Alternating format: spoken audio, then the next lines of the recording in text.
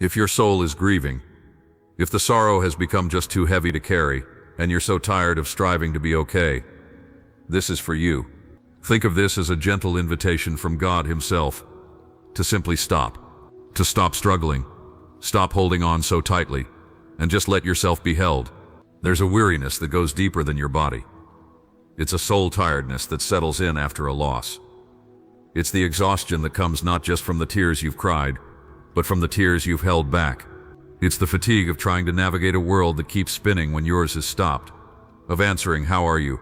with a simple "I'm okay," when every part of you is screaming that you are not. This exhaustion is the quiet, hidden work of grief. It's the labor of holding it all together, of showing up, of making decisions, of just breathing in and out when the ache of that empty space is all you can think about. You've been striving to be strong for other people, striving to make sense of what feels senseless, striving to find your way through a wilderness you never asked to be in, and it has left you completely spent, spiritually and emotionally. This isn't a failure, it's just what it means to be human in a broken world, and it's in this exact place, this place of being utterly depleted, that a divine invitation is whispered. Let's be honest for a second about the true weight of what you're carrying. Grief isn't a single event, it's a whole landscape you have to walk through. And the terrain is rough. It feels like you've been handed a backpack filled with stones, and with every step you feel it pressing down on your shoulders, your back, and your spirit. No one else can see this backpack, but you feel it all the time. You feel it when you wake up and the first thought that hits you is the reality of your loss. That's a stone.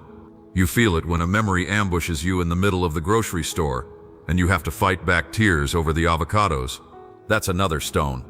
You feel it in the well-meaning but painful platitudes from others, in the silence of friends who don't know what to say, in the hollow echo of a home that used to be filled with laughter. More and more stones. And so you strive. You strive to carry that backpack with a straight back, to walk as if it isn't there. You burn an incredible amount of energy just performing normalcy, pretending the weight is manageable. This performance is one of the most exhausting parts of grief. It's the forced smile, the polite nod, the careful navigation of conversations to avoid the landmine of your own pain. You do this because you're afraid of being a burden. You worry your sadness is too much, too dark, or too persistent for the world around you. You've learned to censor your own heart, to show people a version of your grief that's easier for them to handle. This leads to a deep, painful isolation. Even when you're surrounded by people, all that striving creates a wall. And behind that wall, you're all alone with the full, unedited weight of your sorrow. The psalmist understood this kind of deep internal ache, crying out, "Be merciful to me, Lord, for I am in distress. My eyes grow weak with sorrow, my soul and body with grief." This isn't just sadness, it's a full-body, soul-deep weariness. The world tells you to be strong, to move on, to find closure. But those are just commands to strive harder, to carry the weight better, to pretend the stones are lighter than they are. Your soul knows the truth, though. It knows you're tired. Your spirit is sagging under the weight of it all. You've reached the end of your own strength, and maybe, just maybe, that's the most sacred place you can be. Beneath all the emotional exhaustion, there's often a deeper, more painful kind of striving, the spiritual performance. For those of us who have faith, grief can come with this confusing, heavy set of unspoken rules. There's a quiet pressure to grieve well, to show unwavering faith, to be a living testament to God's goodness, even when your heart is in a million pieces. A sneaky lie can creep into the heart of a grieving believer, a whisper that says God is disappointed in your weakness. This lie tells you that your tears mean you lack faith, that your anger and confusion toward God are a betrayal, that your inability to rejoice in all circumstances is a spiritual failure. And so you start striving not just for the world, but for God. You try to pray the right prayers and feel the right feelings, trying to present a brave and faithful face to the one who already knows your heart completely. You might even start hiding your pain from God. You come to Him with edited prayers, holding back the raw, messy, honest cries of your soul because you're ashamed of them. You're afraid that if you show Him the full extent of your anger, your doubt, or your despair, He'll turn away. You think you need to get it together before you can come to Him. But that is the complete opposite of the gospel. The good news isn't for the strong, it's for the weak. It's not for the whole, it's for the broken. It's not for those who have it all together. It's for those who are falling apart. God doesn't just tolerate our weakness. His power is actually made perfect in it. Your weakness isn't a barrier to His presence. It's the very thing that qualifies you for His grace. It is okay to be angry with God. It's okay to be confused. It's okay to wrestle with Him. The Bible gives us full permission for this.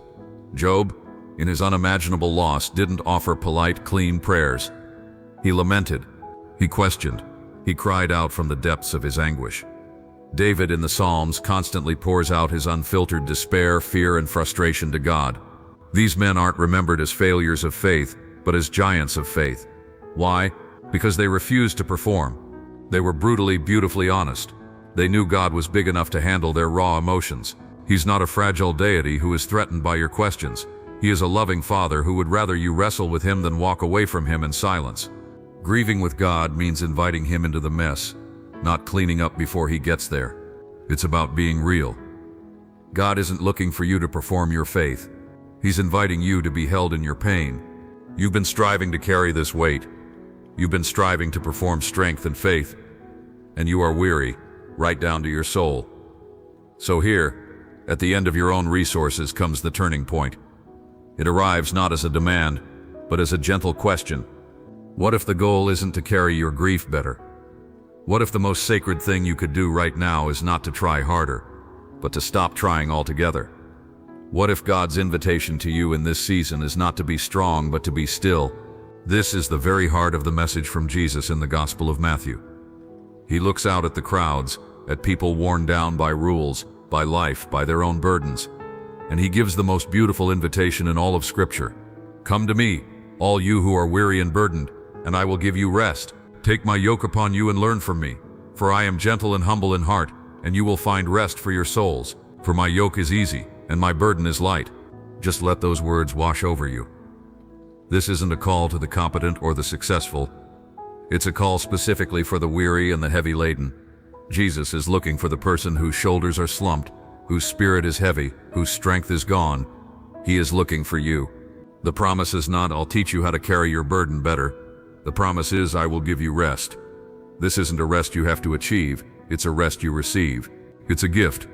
He doesn't say, go find rest. He says, come to me. Rest isn't a place or a formula. Rest is a person. It is found in His presence. To stop striving, then, isn't an act of laziness or giving in to despair.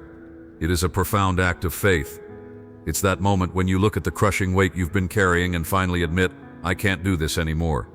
And in that very moment of surrender, you find His arms ready to catch you. It's the deep soul-level trust that He is God and you are not. This invitation to stop is the beginning of real healing. It's the doorway into a peace that goes beyond your circumstances. So what does it actually look like to stop striving? It's about learning what one translation calls the unforced rhythms of grace. It's a new way of living, especially in grief that's built on trust, not on your own effort.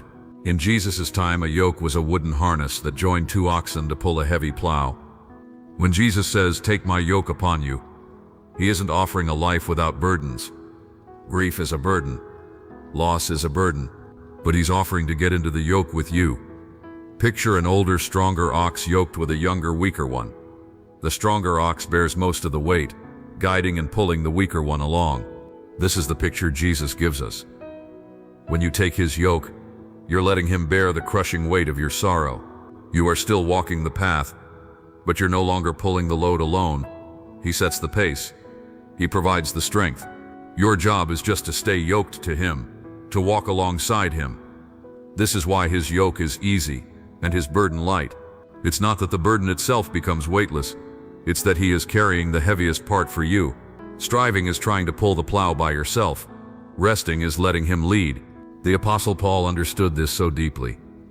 He begged God to remove what he called a thorn in the flesh, a source of great pain in his life.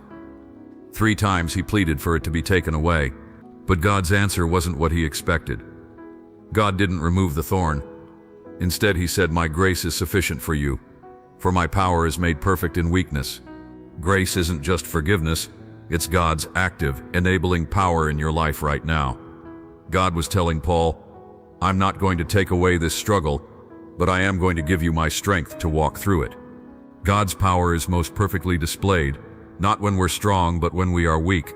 Your grief, your sorrow, your exhaustion, this place of profound weakness, isn't an obstacle to God's power. It's the very arena where His power can be seen most clearly. We are like fragile jars of clay. If a jar were made of unbreakable steel, no one could see the light inside. But it is precisely because we are cracked, fragile, and broken that the light of Christ can shine through us. Because of this, like Paul, we can actually learn to boast in our weaknesses, because we know that's what creates space for Christ's power to rest on us. Your deepest pain can become the platform for His greatest strength in your life. Maybe the most tender picture of this divine rest is in Psalm 23. David begins, "The Lord is my shepherd, I shall not want." This is a statement of complete trust. Because the shepherd is good, the sheep has everything it truly needs. Then David says, "He makes me lie down in green pastures. He leads me beside still waters. He refreshes my soul." Notice the shepherd's active role. He doesn't just suggest the sheep should rest. He makes them lie down. See, a sheep won't lie down if it's scared, agitated, or hungry. The shepherd first has to make sure the environment is safe, peaceful, and provides what the sheep needs. This is what your shepherd does for your grieving soul. He knows you won't rest on your own. You're too agitated by fear, too driven by the habit of striving. So He gently leads you. He leads you away from the barren ground of your sorrow and into the green pastures of His presence. He leads you beside the still waters of His peace, where your soul can finally be refreshed. Even when you have to walk through the darkest valley, you don't have to be afraid, because He is with you. His rod and His staff, His protection and guidance, they comfort you. Think about the prophet Elijah. After a huge spiritual victory, he was overwhelmed by fear and exhaustion. He ran into the wilderness, sat under a tree, and prayed he would die. He had hit his absolute limit. How did God respond? Not with a command to get up and try harder. He sent an angel with bread and water. He let Elijah sleep. God met Elijah's physical and emotional needs with tender, practical care before He ever whispered a word of direction. God knows you're weary. He knows you need rest, not another demand. He is the shepherd who will restore your soul. For so long you've been holding on, clenching your fists, bracing against the pain. I want to invite you now, right where you are, to move from just hearing about rest to actually experiencing a moment of it. This isn't another task to perform, it's simply a chance to receive. Let's just take a moment. You don't need to change how you feel. Your sadness is welcome here. Your exhaustion is welcome here. All of you is welcome in God's presence. If you're comfortable, go ahead and close your eyes. Let's start with a breath. A slow, deep breath in and a long, slow breath out. Notice the tension in your body. Where have you been carrying the weight of it all? Is it in your shoulders? Pulled up by your ears?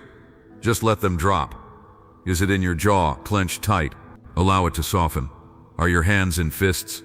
Gently open them, with your palms facing up, in a posture of release and receiving.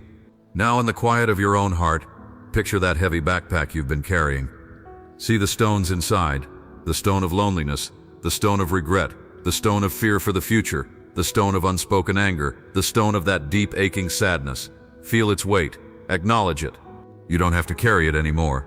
In your mind, slowly and gently, shrug that backpack off your shoulders. Just let it slide to the ground at the feet of Jesus. He is here with you. He's not surprised by how heavy it is. He's not afraid of what's inside. He is strong enough to hold it all. His arms, the very arms that were stretched out on a cross for you, are open to you. As you release that burden, just keep breathing. You might feel a sense of lightness. You might feel nothing at all. You might feel a wave of emotion. That's okay. Just allow whatever comes to come. If tears are there, let them flow. Your tears are not a sign of weakness. They are a form of prayer that God collects and treasures. Now, hear His words to you personally. Come to me. You are weary. You are burdened. And I will give you rest. Receive that rest now. It is a gift. Breathe it in. Let it fill the spaces that were once filled with striving. Let His peace, the peace that doesn't even make sense, guard your heart and your mind. Just be still for another moment. Stop striving and know that He is God. He is with you. He is holding you.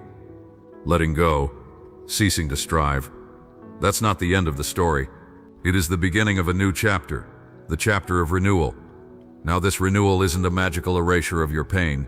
Grief is a journey, and there will still be hard days. But something fundamental has shifted. You are no longer trying to heal yourself.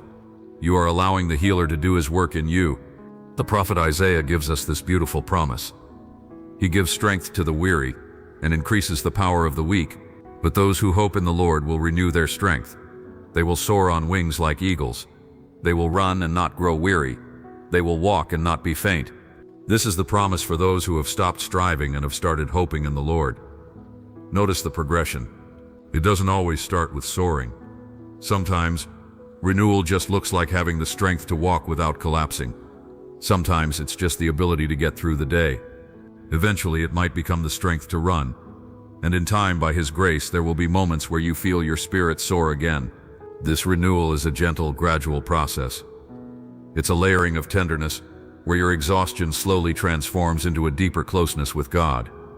He meets you in the desert of your grief and walks with you, providing companionship and comfort. He is the one who promised, "I'll refresh tired bodies, I'll restore tired souls." This is not something you do, it's something He does for you. Your grief becomes a part of your story, but it no longer defines your whole story. God is a God of redemption. He takes the broken pieces of our lives, the ashes of our loss, and He creates something beautiful from them. The pain you have endured is not wasted. God can and will use it to shape in you a new depth of character, a new capacity for compassion, and a new reliance on Him that you might never have known otherwise. Hope begins to bloom in the soil of surrender. The one thing your weary, grieving soul needs to hear today is this: your exhaustion is not a sign of your failure. It is your invitation into the very heart of God. Your weakness is not something to be ashamed of. It is the open door through which His strength can finally enter. To stop striving is the most courageous act of faith you can take. It is the moment you stop saying, "I have to be strong," and start whispering, "Lord, be my strength." Rest is not a luxury. It is a sacred act of trusting in a love that is strong enough to absorb all your pain and gentle enough to hold all your tears. God is not asking you to perform for Him. He is simply tenderly inviting you to come and be with Him. And so, my friend, I leave you with this blessing. May you have the courage to stop. May you release the burdens you were never meant to carry alone. May you feel the gentle strength of the shepherd as he leads you to quiet waters and makes you lie down in green pastures. May the unforced rhythms of His grace become the new rhythm of your heart. And may you deeply and truly know the peace that comes only from resting in the finished work and the loving arms of Jesus. He has promised, "My presence will go with you, and I will give you rest." May you find that promise to be true today and all the days of your life. Amen. If this message brought even a moment of peace to your heart, I invite you to subscribe for more messages of hope. And if you know someone else whose heart is also heavy, perhaps consider sharing this with them. You are not alone in this journey.